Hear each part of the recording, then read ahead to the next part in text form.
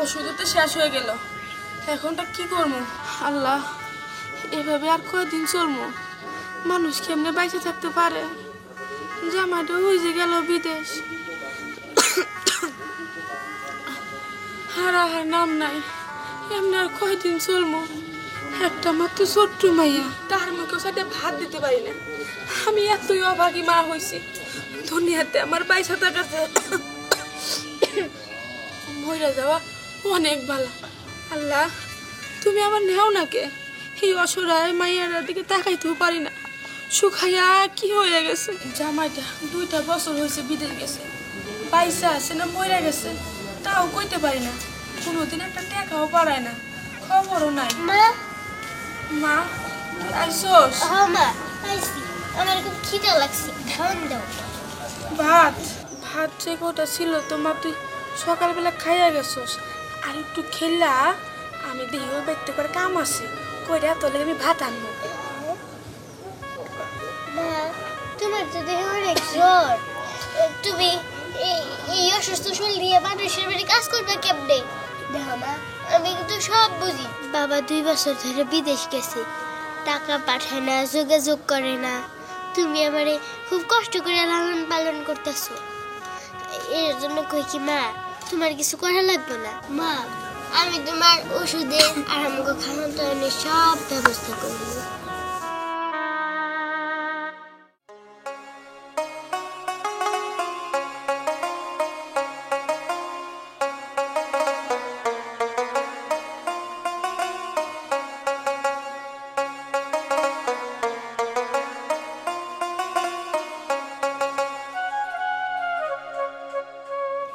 বাজারে যাওন লাগে, রাস্তায় একটা রিক্সাও দেখতেছি না, আমার একটু তাড়াতাড়ি যান লাগে। এইদিকেও তো রিক্সা নাই। এই তো একটা রিক্সা। এই রিক্সা, যাবেন? হ্যাঁ যাবো, বাজারে যাবো। বাজারে যাবেন সাহেব? উঠেন, আমার রিক্সা উঠেন। যাবো তো, কিন্তু তুমি এত ছোট বয়সে রিক্সা চালাইতেছো, আমার কি বাজার পর্যন্ত নিয়ে যাইতে পারবা? যাইতে পারুন সাহেব, উঠেন। ঠিক আছে, কিন্তু তুমি এত ছোট বয়সে রিক্সা চালাইতেছো কেন? আমারে জিজ্ঞেস করতেছেন আমি কি লেগে এই রিক্সা চালাই? আসলে হয়েছে গিয়া, আমি তো আর সাদে এই রিক্সা চালাই না। আমার বাবা 2 বছর ধরে বিদেশ গেছে, আমাগো সাথে যোগাযোগ করে না। এইদিকে আমার মাটা অনেক অসুস্থ, মার জন্য ওষুধ কিনতে হয়। আসলে অনেক সমস্যা, এর জন্য আমি রিক্সা নিয়ে বেরোইছি। সাহেব, আপনি উঠেন, আমি আপনার বাজার পর্যন্ত পৌঁছাই দিতে পারবো। ও আচ্ছা, ঠিক আছে, তাহলে চলো আমারে বাজারে নামাইয়া দাও। উঠেন সাহেব। আচ্ছা ঠিক আছে। আচ্ছা যাও তাহলে। আচ্ছা।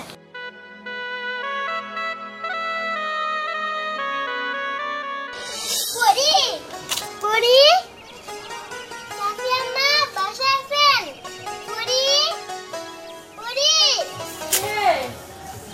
আমি সাথী আম্মা। ও তুমি? ও পরি কোথায়? পরি পরি পরি সকালবেলা গেছে, এখনো বাড়িতে ফিরে নাই। ও তা পরি কই? মনে হয় আশেপাশে খেলতেছে। কিন্তু ও তো আমাকে ছেড়ে কোথাও খেলতে যায় না। ও তাই? কই গেল? বলছে তো সকালবেলা তোমার সাথে খেলতে যাইছে, এখনো যায় নাই। আচ্ছা ঠিক আছে, তুমি যাও, ওরে আমি খুঁজতেছি। আচ্ছা আচ্ছা মাতাই, আমি গেলাম। পরি আসলে আমার সাথে খেলার জন্য পাঠাই দিই। আচ্ছা ঠিক আছে। মেয়েটা যে কই গেল, মেয়েটা নিয়ে আর পারি না, এই অসুস্থ শরীর নিয়ে মেয়েটা আমি কই খুঁজবো এখন। আচ্ছা দেখি কি ওইদিকে খুঁজা, ওইদিকে গেছে কিনা। পরি, মা পরি।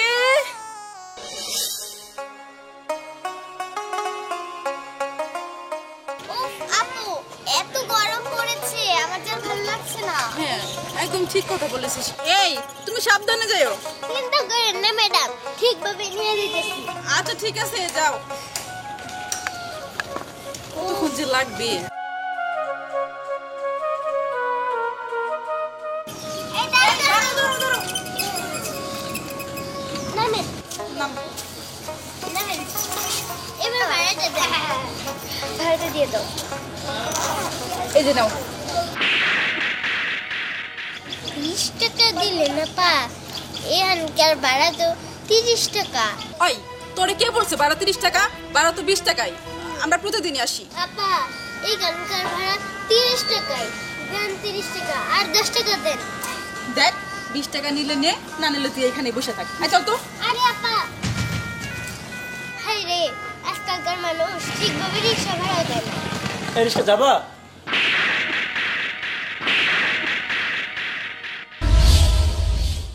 বাবা পরি তোর এই অবস্থা কে মা? মারে তুই জানোস না রে মা, 2টা বছর ধরে আমি বিদেশে গেছি। যাওয়ার পরেই আমার কাগজপাতি ছিল না মা, আমার অবৈধ হিসাবে জেলখানে আটকে রাখছিল রে মা। কি কইতেছো বাবা? তুমি 2 বছর জেলে আটকেছিলা কেন? জেলের মানুষের কাছ থেকে কি ফোনটা নিয়ে একটু ফোন দেওয়া যাইতো না? হ্যাঁ পারি না রে মা, আমি একটা ফোনও দিতে পারি নাই। অনেক মানুষে কইছি, কেউ আমার একটা ফোন দেবার দেয় না রে মা। মা চল বাসায় চল, লাগে বাসায় যাবো। তুই মা বয় আছি।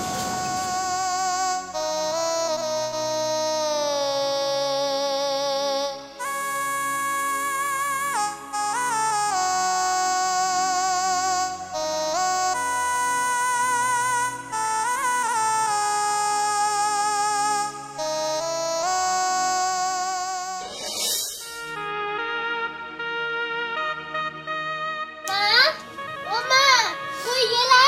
দেখো কার নিয়ে এসেছি। মা, ও মা, কই গেলা? তাড়াতাড়ি আসো না। মা, কই গেলা? করি মা, তোর মা কই গেছে? এই অসুস্থ শরীরে যখন দিক দিয়ে ঘোরাঘুরি করে।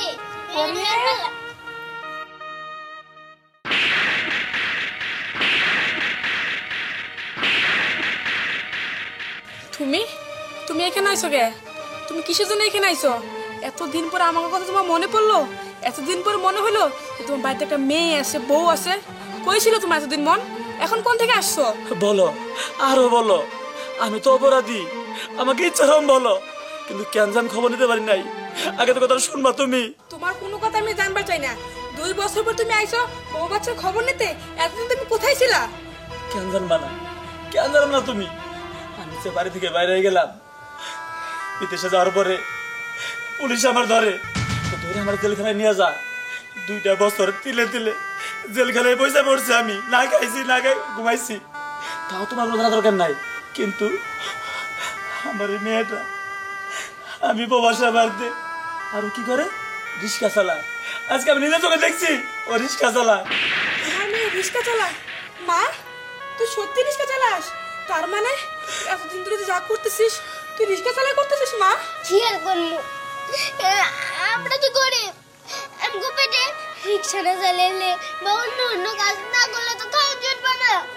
করতে হইব কাজ, না করলে খাওয়া জুটবে না। এর জন্যই তো করছি। এতে কি আমার দোষ? না মা, এতে তোর কোনো দোষ নাই, দোষ আমার। আমি অভাগী মা, যে তোর মতো মায়ের আমি রিক্সা চালাই, সেই টাকায় ভাত আমি খাইছি। আল্লাহ, তুমি কেন আমার নিলা না? না গো, তোমার কোনো দোষ না, সব দোষ তো আমার কপালের। আমি যদি বিদেশে না গেতাম তাহলে তোমাকে এই দুর্দশা হইতো না। বাবা তুমি এখন চুপ করো। আর মা, তুমি আর অভিমান করো না, কারণ বাবা যা করছে ওগুলো তো পরিস্থিতির শিকার হয়ে করছে। বাবা তো আর ইচ্ছা করে নাই। আচ্ছা মা, আমি আর তো বাপের সাথে অভিমান করবো না, কিন্তু তোর কথা দিতে হইব তুই আজকে থেকে আর রিক্সা চালাবি না। না, যেহেতু বাবা আইছে তাহলে আমি আর রিক্সা চালাবো না। হ্যাঁ, তুই চালাবি না, দরকার হলে আমি চালামু। চালাই তখন সুখে সংসার করবো।